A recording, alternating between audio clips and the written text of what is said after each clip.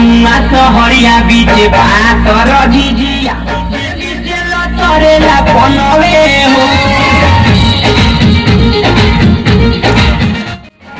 गौना सहरिया बीचे पातर झिझिया पनमाची भेले आदि कविता लभै से पनमाची भेले लकी आउट कर भई हसी हसी पूछेली भौजो हो पनियावा भौजो तोरा नई हरवा मोरा ससुररिया काली सरहद रंगे लाली तोतवे हो गौना सहरिया बीचे पातर झिझिया बीचे बीचे नथरेला पनवे हो गौना सहरिया बीचे पातर झिझिया बीचे बीचे नथरेला पनवे हो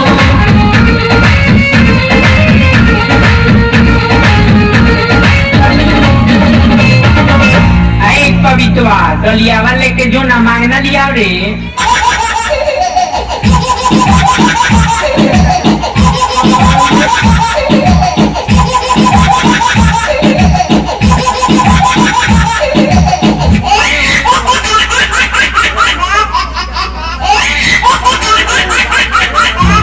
पवित्रवा दलिया वाले के जो ना मांगना लिया रे अब कितना गई सन अभी 10 दुआरी जाए के बाद सांझ के रामायण देखे जाए के बाद उठाम ना डलिया बा जो ना मांगना लिया कौन है कि भर डलिया चाउल दी हन ना तो बिहान से अबू ना करे सन मांग लिया जुट दौड़ दौड़ जुट जल्दी चल ना फलना चाचा के दुआरा पर ना तो बिहान से फिर बड़ा दिक्कत हो जाई कह दिया राम तेरा घर तारा सौआ माँ बिके देली हो ना राम कुचू चुवे तेला कुचू चुवे पानी हो ना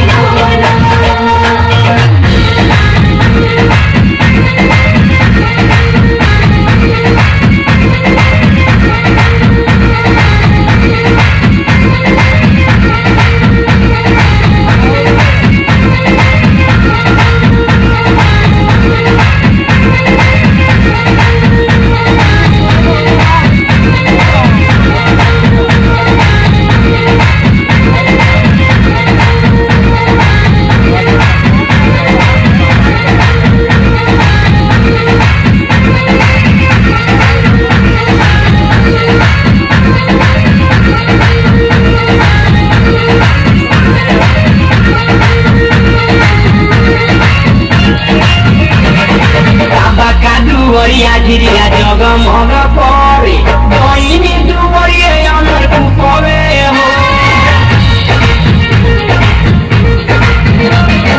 बाबा का दुवरिया झिरिया जगमग करे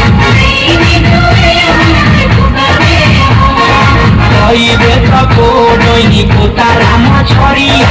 ओझा जी के सोझा जनी पड़ी हे नजरिया उड़ी उड़ी सुगावा कदम डाली गई एक ओरी चुनेला बुझावा हो चिनिया तुझे ओरी चुने देखा भइए हो साबा का दुवरिया झिरिया जगमग करे बहिनी दुवरिए अमर कुपरे हो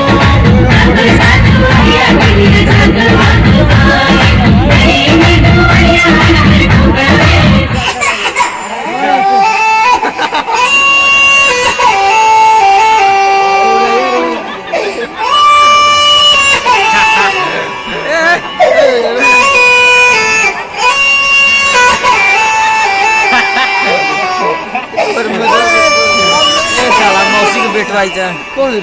मौसी के बेटा टिकुलिया के हमको बेटा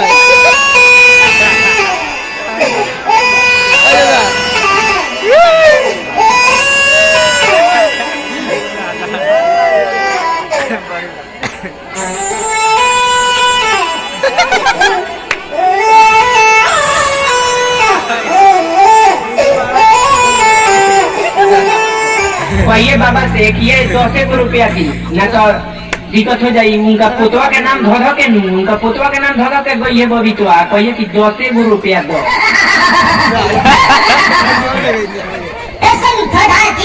पैसा बहुत है मगर मुझे प्यार चाहिए। ना भाई हमें प्यार यानी कुछ नहीं चाहिए, हमको पैसा चाहिए और